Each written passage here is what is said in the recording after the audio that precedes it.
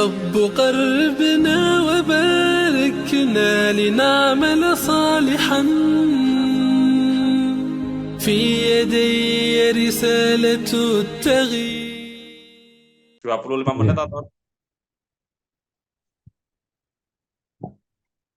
Bismillahirrahmanirrahim. Assalamualaikum warahmatullahi wabarakatuh.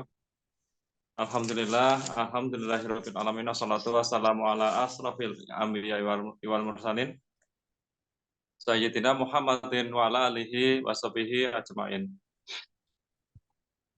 Rabbi shrahli sadri wa yassir li amri wahlul 'uqdatam min lisani yafqahu qawli. Sahabat Hidup Berkah channel yang dirahmati Allah, alhamdulillah pada kesempatan malam hari ini kita bisa berjumpa lagi, kita bisa bersua kembali dalam kajian rutin kita setiap Jumat malam atau malam Sabtu ya, dalam kajian rubrik Ruqyah Syariah. Salat serta salam semoga senantiasa tercurahkan kepada junjungan kita Nabiullah Muhammad SAW, keluarga beliau, sahabat beliau, dan orang-orang yang istiqomah di jalan Islam. Sahabat Hidup Berkah, channel yang dirahmati Allah, pada malam hari ini ya, pada kesempatan kali ini kita akan membahas tentunya masih terkait dengan ruqyah yang berkaitan dengan dunia jin ya. Sahabat Hidup Berkah channel yang dirahmati Allah, di masyarakat sudah umum ya, sudah mengenal tentang istilah ruqyah. Banyak sekali orang-orang yang bahkan mungkin menawarkan jasa ruqyah ya. Dan yang terjadi di masyarakat kita itu memang banyak sekali masyarakat yang mengalami gangguan-gangguan yang terkait dengan hal-hal gaib atau terkait dengan masalah-masalah dunia jin. Khususnya biasanya yang paling banyak itu adalah kaum wanita nih. Banyak wanita yang menjadi korban. Nah, ini seringkali ya masyarakat atau orang-orang yang mengalami gangguan-gangguan jin ini banyak mendatangi pengobatan-pengobatan ya. Salah satunya adalah dengan metode ruqyah. Nah, ketika sudah melakukan bahkan rutin ya melakukan ruqyah, ini beberapa dari mereka ya, beberapa di antara mereka itu masih terus ada semacam gangguan ya, sehingga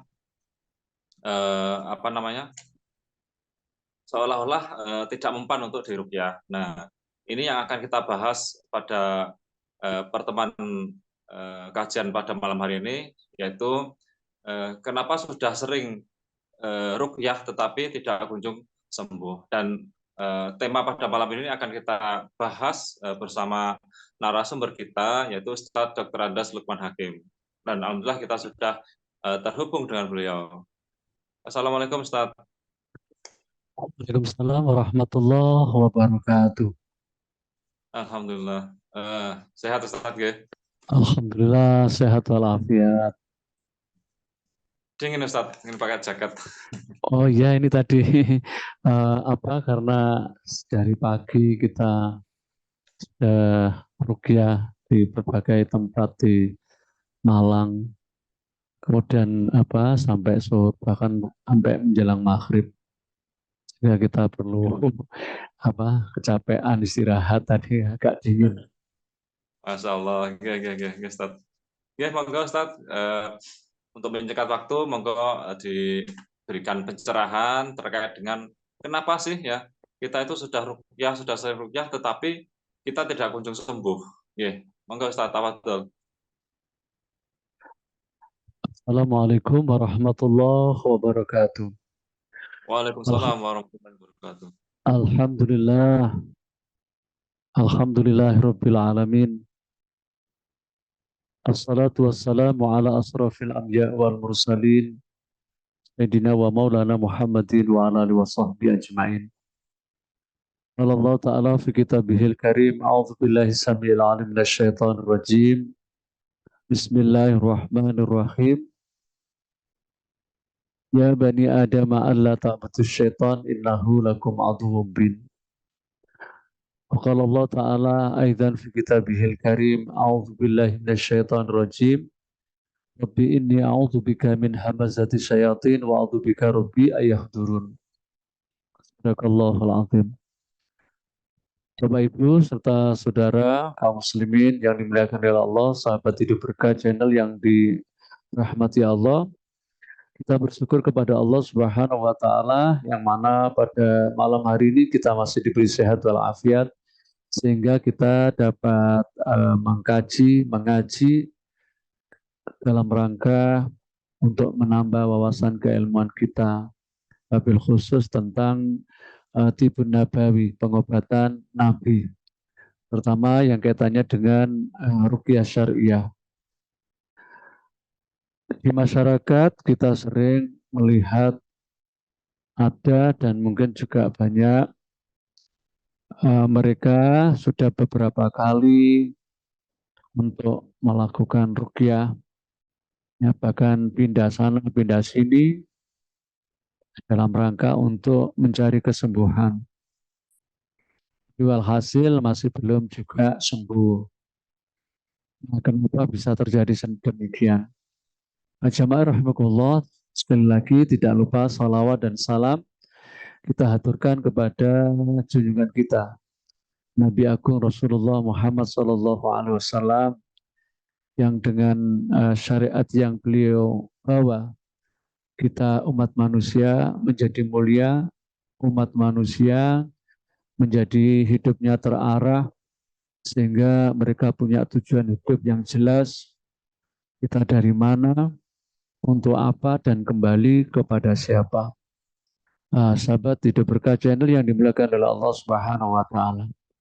Jadi bahasan kita, kenapa itu bisa terjadi, ya?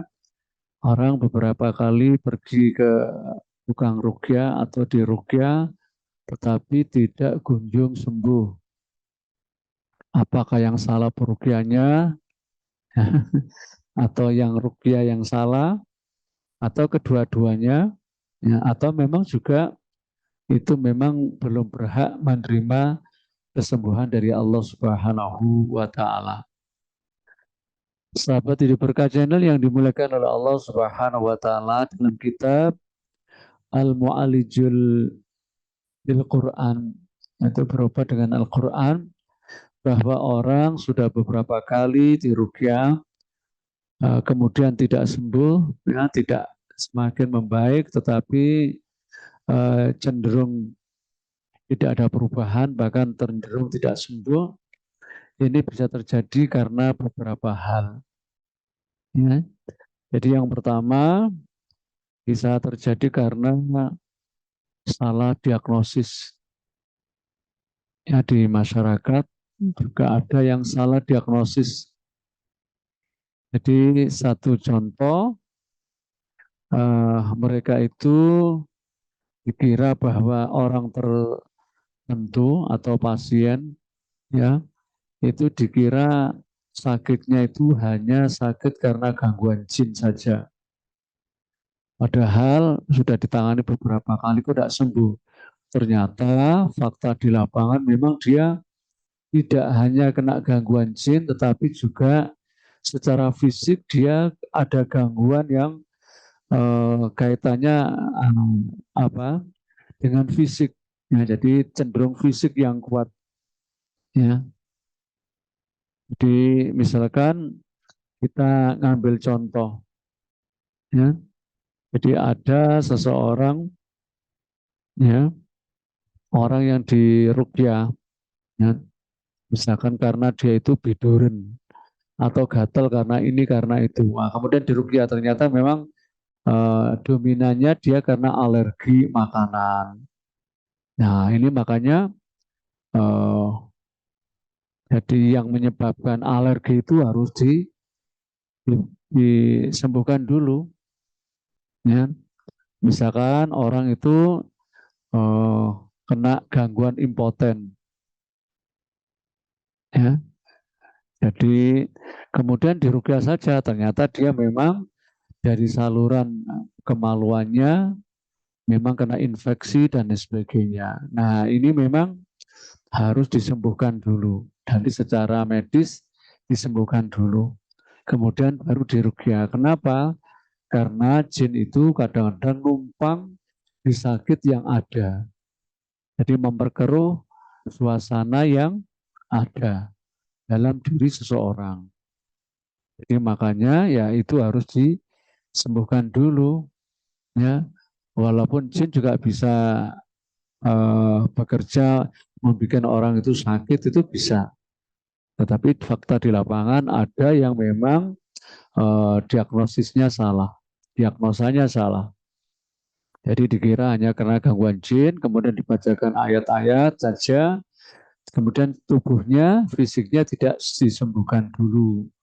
Nah, ini juga kurang bagus, hasilnya tidak maksimal, bahkan cenderung biasa-biasa saja. Makanya di tim kita kalau ada orang yang memang kena gangguan fisik yang dominan, maka yang bagus ke dokter dulu, disembuhkan dulu secara medisnya, kemudian diruqyah. Itu yang pertama. Yang berikutnya, sahabat hidup, sahabat hidup berkah channel yang dimuliakan oleh Allah. Yang berikutnya adalah adanya ikatan dengan orang lain. Jadi di lapangan itu ada seperti itu, ya. Jadi orang itu diruqyah beberapa kali, jadi ruqyah, sudah diruqyah, ya tidak ada perubahan. Kalaupun tuh ada perubahan sedikit sekali. Ya, kenapa? Karena lagi-lagi bahwa orang yang sakit ini ternyata jinnya ada ikatan dengan orang lain. Dengan siapa? Mungkin dengan suami atau dengan istrinya atau dengan eh, orang tuanya, ya. Jadi kemudian orang itu tetap diruqyah, ya tidak terlalu nyambung. Jadi orang yang ada sambungannya itu juga perlu diruqyah. Makanya di lapangan banyak yang terjadi bahwa eh, apa pada waktu kita nangani, pada waktu si A yang diruqyah, kemudian si B dihadirkan, keluarganya dihadirkan, pada waktu kita bacakan ayat, ternyata si A ini cenderung tidak ada reaksi sama sekali. Ya, justru yang sebelahnya, yang istrinya atau suaminya atau orang tuanya, justru semakin yang muntah-muntah, ya, yang kepanasan. Nah, ternyata memang jinnya itu ada kaitan dengan orang lain. Kita pernah nangani seorang anak, ya, seorang ibu rumah tangga muda, kita ruqyah beberapa kali. Kok hasilnya tidak terlalu signifikan. Kemudian suatu saat Mbak ini membawa ibunya. Setelah kita diagnosis, ternyata ibunya memang ada nasab, feelingnya tajam, ya. Kalau ngomong-ngomongnya itu jadi kenyataan, ya. Jadi kalau orang Jawa bilang itu geni. Nah, pada waktu situ anaknya ada, ibunya ada. Kita bantu, kita ruqyah. Masya Allah. Yang terjadi apa?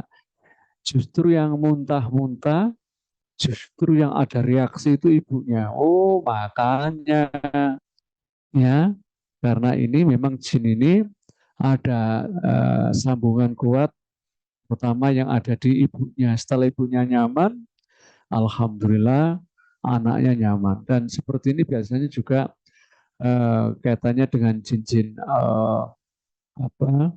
jin-jin nasab, atau karena kena imbas sihir. Jadi yang disihir yang utama itu keluarga, bapak sama ibunya, anaknya cuma kena imbasnya saja. Ternyata pada waktu kita tangani justru ibunya, ya, ibunya yang ada reaksi kuat. Dan seperti ini di lapangan sering kejadian. Ya kan tadi kita nangani di daerah Singosari, ya. Jadi anak-anaknya ada yang di Sidoarjo, terus juga di Malang Kota dan sebagainya. Ada gangguan, ternyata gangguannya adalah dari ibunya. Jadi yang kena itu ibunya, sehingga ibunya ini pembawaannya selalu marah terus. Ya. Jadi selalu tidak ada kecocokan dengan suami, dengan anaknya, ya, dengan keluarganya. Nah, padahal dia ya termasuk orang yang seorang pendidik, seorang guru. Ya. Nah, ternyata yang paling dominan adalah di ibunya. Sehingga pada waktu ibunya di ya, alhamdulillah, ya anak-anaknya, keluarganya cenderung nyaman. Jadi seperti itu di lapangan bisa terjadi seperti itu. Nah, kemudian yang berikutnya, kenapa ruqyah cenderung tidak ada perkembangan, tidak ada perubahan, tidak ada kesembuhan? Karena fakta di lapangan ada orang yang diruqyah itu karena bukan kemauannya dirinya sendiri, ya. Jadi karena dipaksa orang tua, ya, dan lain sebagainya. Sehingga pada waktu dia datang ke tempat ruqyah, yaitu cuma nuruti ibunya saja atau nuruti bapaknya saja, ya. Sehingga dia dusta di dalam pembicaraannya, jadi nutupi. Jadi dia seperti ini, padahal dia cuma itu saja, nuruti ibunya, nuruti bapaknya, itu. Jadi karena dusta, jadi faktor dusta dia. Atau memang dia tidak ada gangguan, cuma cari perhatian, biar dia itu diperhatikan. Kemudian dia pura-pura ada gangguan. Sehingga pada waktu ditanya, iya, iya, ini iya. Ternyata dia itu cuma cari perhatian, caper. Biar sama orang tuanya tidak gampang dimarahi, diginikan. Nah, seperti itu. Dan di lapangan seperti itu, Masya Allah, ada ya banyak yang cuma karena ngikuti anaknya atau ngikuti suaminya atau ngikuti keluarganya, cuma karena kepingin membahagiakan, ya. Jadi bahwa dia memang mau untuk diruqyah, nah, seperti itu. Masya Allah, di lapangan ada-ada saja seperti ini. Jadi seperti itu. Nah, kemudian apalagi yang berikutnya, karena kesalahan aplikasi. Jadi dia tidak nurut dengan ruqyah. Ya. Jadi dia sudah dikasih Mbak atau Mas, ya. Nanti setelah ruqyah ibadahnya ditingkatkan ya. Zikir pagi sorenya diistiqomahkan, ya. Seperti itu.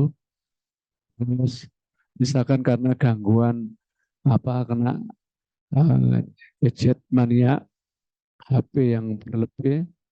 Nah, pada waktu dinasihati, dia cuma ganggu tapi nggak kepanggil.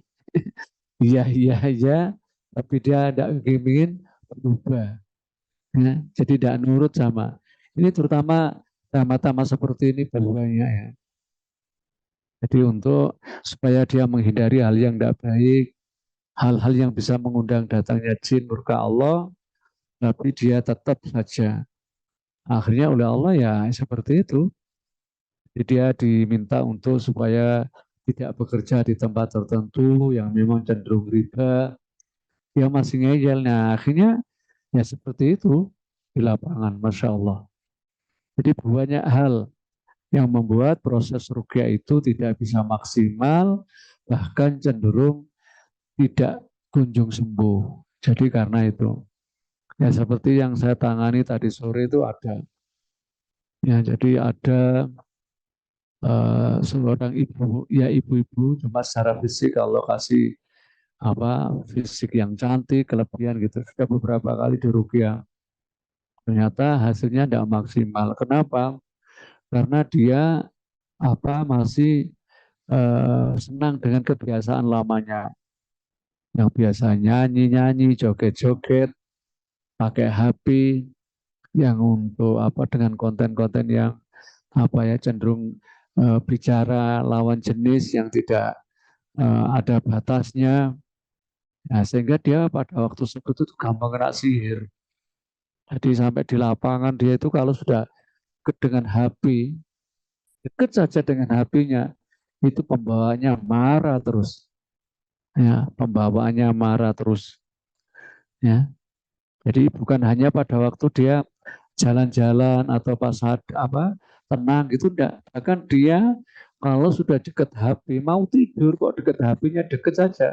Dia mau marah-marah ke suami. Jadi cenderung dimunculkan permusuhan terhadap suami. Tetapi karena si wanita ini tadi susah diingatkan, ya akhirnya ya itu tadi itu tidak cepat sembuh.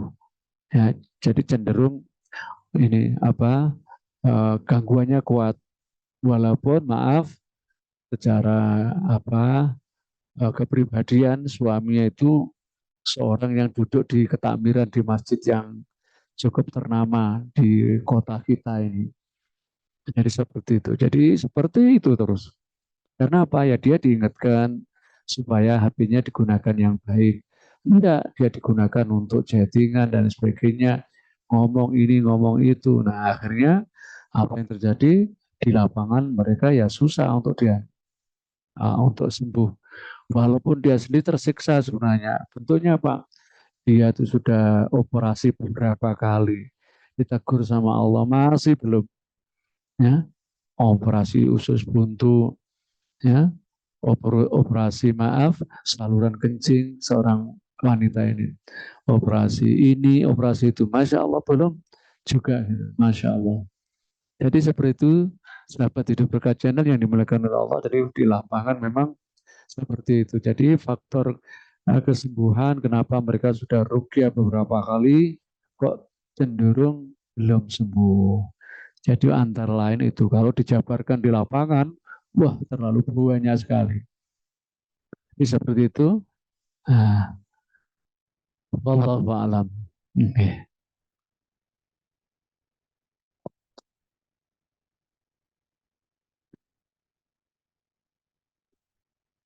Ya Ustaz, jazakallah atas penyampaian materinya ya terkait dengan kenapa kita sudah ruqyah, sudah sering ruqyah tetapi tidak kunjung sembuh. Ini yang terkait dengan ada ikatan-ikatan tadi Ustaz. Nah, ini ikatan apa tadi Ustaz? Yang Dengan orang lain. Ya, dengan orang lain itu maksudnya seperti apa Ustaz? Apakah pernah bersinggungan apa berantem atau gimana Ustaz? Ya, ikatan dengan orang lain itu seperti ya tadi itu satu, bisa karena permasalahan ruqyah itu melibatkan orang lain. Artinya seperti begini, dia kenapa kok dadanya sering sakit, ya, sering sakit. Kemudian dia terus ditambah salah diagnosis. Kenapa? Dikira ini cuma sekedar sihir, ya. Tapi ternyata bukan sihir, bahkan juga bukan ain. Artinya tatapan orang yang hasud, dengki tidak. Ternyata orang ini karena faktor marah, faktor ghadab, ya. Jadi solusinya bagaimana? Ya tetap, misalkan kita tahu di lapangan banyak ya ibu-ibu, ya terutama ibu-ibu. Kalau laki-laki Ya. ada tapi tidak terlalu banyak. Jadi di ulu hati ini sakit sekali. Ya, seperti kadang-kadang seperti ada ditusuk seperti itu. Ya, jadi ditusuknya cuma sekali saja, jadi sakit gitu. Tadi tidak seperti ditusuk-tusuk, beda ya. Sering di ulu hatinya sakit. Nah, kemudian kalau kita tidak bisa membedah, terus salah diagnosis, dikira sihir, terus tidak ada kaitan dengan orang lain, ya dibacakan ayat saja, walaupun tetap ayat itu adalah Al-Quran itu tetap agung. Nah, ternyata pada waktu kita tangani, nah ini saya sudah cenderung tahu ini orangnya sakitnya dada. Ya, dada kiri, ulu hati, ini cenderung mesti karena faktor ghadab, marah. Nah, marah itu bukan hanya sekedar marah. Jadi walaupun dia tidak marah, tetapi kalau dia itu mikir berat tentang orang tertentu, dongkol, ya, jengkel, mangkel, ya, itu dalam waktu yang lama dan itu belum terobati dengan apa? Dengan memaafkan. Nah, ya, dengan memaafkan ya tidak cepat sembuh. Ternyata setelah memaafkan, ya memang untuk memaafkan itu tetap kita kasih tausiah, tazkiyah, supaya orang itu lebih mudah untuk memaklumi, memahami, kemudian memaafkan. Dan tidak gampang orang tuh bisa memaafkan kecuali pemahaman agamanya sudah lumayan bagus. Jadi tentang pemahaman tentang takdir, ya, tentang kodok kodar, ya, tentang ikhlas, ridho. Nah, pada waktu ya, Ibu kenapa Bu? Ya, ulu hati saya sering sakit itu sudah. Ya, terus saya tanya, Ibu ya sakit, Ibu di keluarga atau di lingkungan ada yang bikin dongkol. Ya itu Pak Ustadz, saya susah itu. Nah, ternyata siapa? Dia ternyata selama ini dongkol sama suaminya sendiri. Allahu Akbar. Ya, bongkol sama suaminya.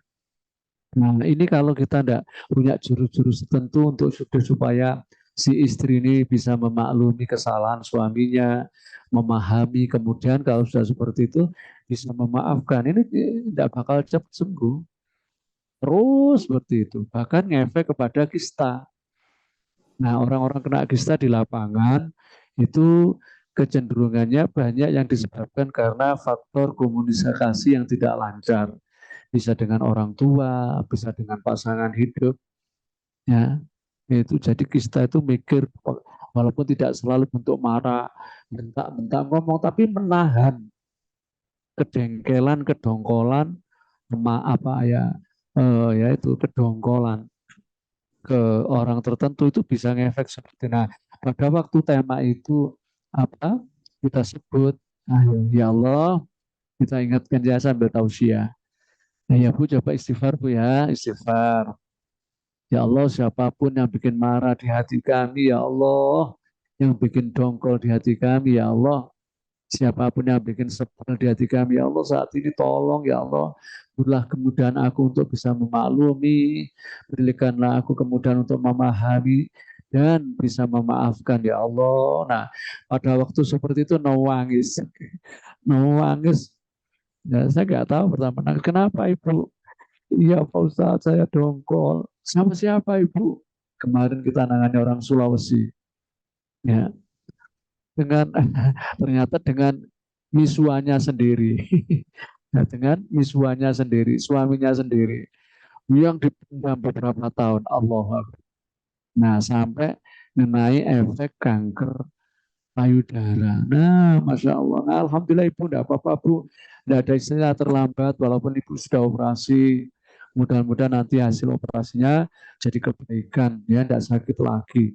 Tapi Ibu harus memaafkan, memaklumi ya. Ya Pak Ustadz, nah, Alhamdulillah. Jadi banyak kasus seperti itu. Itu kaitannya dengan orang lain. Jadi tidak selalu ain saja, tidak karena sihir saja, tetapi karena faktor kedongkolan. Makanya Rasulullah benar kata Rasulullah ya, nah, maka la taghzab, jangan marah, walakal jannah, ini surga. Ya surga dunia, surga akhirat. Artinya surga dunia ya hidupnya bahagia. Orang yang bisa memaafkan, ya, susah memaklumi, memahami dalam hidup itu mudah nggak nyaman. Masya Allah. Wallahu a'lam. Ya, Ustaz. Jazakallah. Ya. Eh, harus benar-benar menghilangkan rasa dendam di hati, Ustaz. Ya. Iya. Ya. Terus ini, Ustaz. Untuk bisa sembuh, ya, ketika seseorang itu menjalankan terapi ruqyah, itu butuh berapa kali untuk diruqyah, Ustaz? tentunya hal ini kan berbeda-beda nggih, antara yang orang satu dengan yang lain. Nah, berkali-kalinya ini butuh berapa kali terapi Ustaz? Biasanya rata-rata individu seseorang yang diterapi ruqyah Ustaz untuk bisa sembuh gitu. Ya di lapangan itu berbeda-beda ya. Jadi ada yang di kita itu qadarullah, alhamdulillah pertolongan Allah 1, 2 kali, 3 kali pertemuan itu alhamdulillah sudah nyaman sekali. Bahkan 1, 2 kali, bahkan 1 kali Allah kasih kesembuhan itu banyak di lapangan. Tema-tema yang biasanya tema-tema sihir seperti itu cepat ada reaksi. Nah, jadi kita yang di klinik kita itu Allah mudahkan, kadang ada ya kurang lebih 1, 2 kali sudah nyaman. Terus kemudian saya minta juga untuk menjaga ketaatannya. Karena antara ruqyah dengan ketaatan itu dekat sekali. Ya kita ajari ruqyah mandiri dengan apa? Dengan zikir pagi sore, istiqomah. Kalau laki-laki coba usahakan senantiasa istiqomah di sholat jamaah di masjid atau di musola terdekat. Ya, seperti itu. Jadi kalau di lapangan itu yang banyak 1, 2 kali. Tapi walaupun memang ada juga yang sampai berkali-kali. Kita kalau sudah berkali-kali itu kita juga koreksi diri ini siapa yang salah. Kita sebagai apa ya wasilah untuk kesembuhan dari Allah juga mikir apa kesalahan kita pada waktu meruqyah ya, atau apa atau kita salah diagnosis atau apa ya, gitu. Tapi kadang-kadang memang juga faktor-faktor yang saya sebutkan tadi tidak terpenuhi tadi ya. Jadi misalkan dia masih belum tobat ya. Jadi tobat itu penting sekali ya. Jadi misalkan makanya kenapa kok orang masih belum sembuh ya karena dia belum mau tobat. Misalkan orang kena kanuraan, kena jin kanuragan, kemudian diingatkan, Mas coba yang dulu-dulu pernah dipelajari, pernah diamalkan, pernah dipraktekkan dalam rangka untuk kekebalan dan sebagainya, itu diikhlaskan ya. Nah, karena hidup mati itu milik Allah, cukup Allah sebagai penjaga kita, cukup Allah sebagai penolong kita. Tapi masa seperti itu, apa? Kok dia ngeyel masih dipertahankan, bahkan dibanggakan, ya susah. Saya kapan hari itu menangani seorang apa ya mantan dan oknum ya, mantan dan oknum.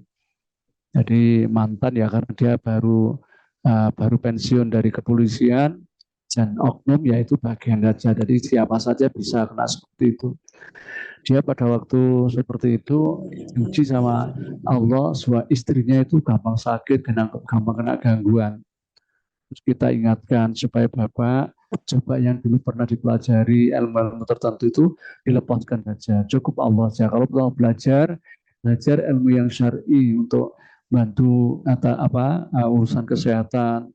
Ya, kalau untuk ikut pencak silat ya pencak silat yang benar, yang lurus, artinya yang benar-benar mengandalkan fisik, teori dan sebagainya, teknis sebagainya, karena latihan dan sebagainya, bukan karena faktor bantuan hodam-hodam jin. Nah ternyata Bapak ini masih ngeyel, masih dibanggakan. Bahkan kita sampai kita pada waktu nangani kita video. Nah ternyata setelah kita rukyah, masa Ustaz saya seperti itu? Nah ini siapa ini? Nah makanya Pak nggak usah dibanggakan ya. Itu nggak usah dibanggakan seperti itu. Kalau sampai masih bangga dengan itu, dia yang masih ngintil saja sama sampai ikut saja. Namun sampai tidak tobat. Ya, jadi faktor-faktor seperti itu. Jadi lama atau tidaknya itu satu bergantung dengan berat ringannya gangguan. Juga bergantung sekali dengan yaitu mau diberi pencerahan apa tidak. Yang berikutnya adalah juga karena pertolongan Allah. Ini yang paling besar. Ya, walaupun pertolongan Allah itu juga ada asbabnya ya. Likulli syai'in sababa. Nah, jadi seperti itu. Jadi di lapangan begitu akhirnya Sunarko jadi ada yang 1, 2 kali rata-rata sudah Allah kasih nyaman. Walaupun memang ada yang beberapa kali seperti itu. Wallahu a'lam. Oke Ustaz, jazakallah. Jadi memang bergantung pada masing-masing pasien ya.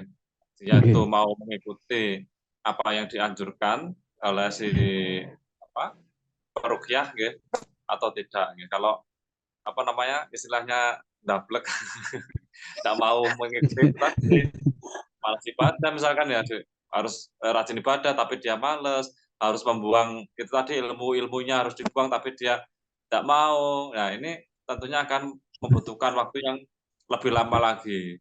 Oke, Ustaz, ya. Perlu untuk disadarkan kembali, Ustaz. Ya. Ya, tapi pencerahan. Ya, Betul. Ya, ya, ya, ya. ya. Ya, Ustaz. Karena waktunya juga singkat, Ustaz. Monggo sebelum kita akhiri diberikan pesan-pesan kepada sahabat hidup berkah yang ada di rumah. Monggo, Ustaz. Sekaligus ditutup dengan doa, Ustaz. Ya, sahabat hidup berkah channel, rahimakumullah. Para pendengar, pemirsa yang dirahmati Allah. Jadi bahwa sesungguhnya bahwa likulidain dawaun, setiap sakit itu ada obatnya. Ilasam kecuali kematian.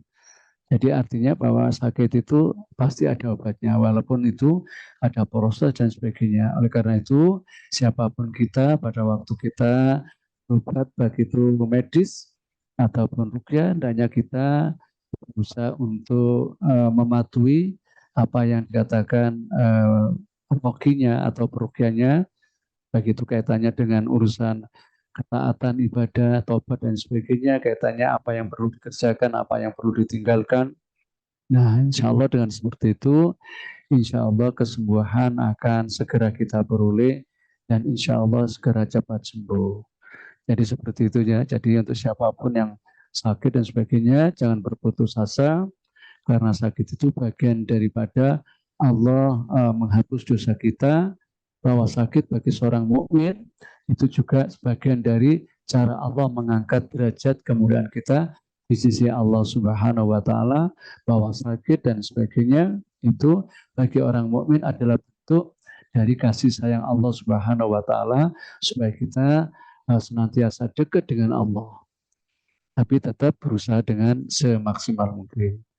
Sahabat hidup berkat channel yang dimuliakan oleh Allah, mari kita tutup dengan doa. Mudah-mudahan kita semuanya diberi sehat walafiat oleh Allah Subhanahu wa taala. Sehatan kita bisa kita gunakan dalam rangka untuk ibadah, untuk taat, untuk dakwah, untuk memperjuangkan agama Allah sampai kapan? Sampai akhir hayat kita. Sehingga kita tidak akan mati kecuali mati dalam keadaan husnul khotimah, dalam berpegang teguh dalam iman dan Islam kita. Allahumma salli wa sallim wa barik ala nabiyil karim wa ala alihi wa sahbihi ajmain. Alhamdulillah rabbil alamin. Allahumma ya Allah ya rabbal arsyil azim ya khalim ya karim ya ghafur ya rahim ya sami ya alim. Ya Allah ya qadiyal hajat ya Allah ya arhamar rahimin ya Allah ya mujibas sa'ilin. Rabbana zalamna anfusana wa illam taghfir lana wa tarhamna lanakunanna minal khasirin. Allahumma ighfir lana wa liwalidina warhamna warhamhum kama rabbawna shighara. Allahumma ahtim lana bil iman, Allahumma ahtim lana bil islam, Allahumma ahtim lana bi husnil khatimah. Allahumma rabban nas bil ba'sa isbi anta syafin ya Allah. Isbi ya Allah. La shifa illa shifauka shifa la yughadiru saqama. Rabbana atina fid dunya hasanah wa fil akhirati hasanah wa qina adzabannar. Subhanaka Allahumma wa bihamdika asyhadu an la ilaha illa anta astaghfiruka wa atubu ilaik. Hadanallah wa yakum ajmain. Ada kurang lebihnya mohon maaf. Kalau benar semuanya dari Allah. Kalau ada salah dari kami sendiri, mudah-mudahan Allah mengampuninya. Assalamualaikum warahmatullahi wabarakatuh. Waalaikumsalam warahmatullahi wabarakatuh. Jazakallah Ustaz. Alhamdulillah sahabat hidup berkah channel yang dirahmati Allah. Demikian tadi pembahasan kita terkait dengan kenapa kita sudah sering diruqyah tetapi tidak kunjung mengalami kesembuhan. Semoga pembahasan kita pada malam hari ini bisa mencerahkan kita, bisa menambah wawasan ilmu kita, bahkan menambah ketakwaan kita kepada Allah Subhanahu wa taala. Amin ya rabbal alamin.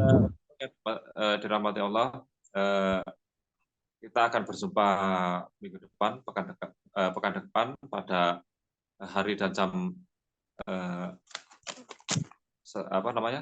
yang sama, pada waktu yang sama.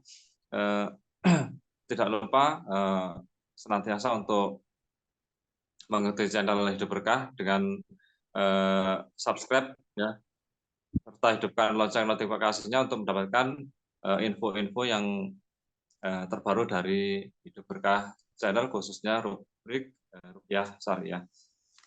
Saya sampaikan jazakallah, terima kasih kepada Ustaz Lukman atas waktunya pada malam hari ini, dan juga kami sampaikan terima kasih kepada sahabat Hidup Berkah channel sekalian. Kami segenap kru yang bertugas pada malam hari ini mohon pamit undur diri. Ada kurang lebihnya mohon maaf. Saya akhiri. Assalamualaikum warahmatullahi wabarakatuh. Waalaikumsalam warahmatullahi wabarakatuh. يا رب قربنا وباركنا لنعمل صالحا في يدي رسالة التغيير.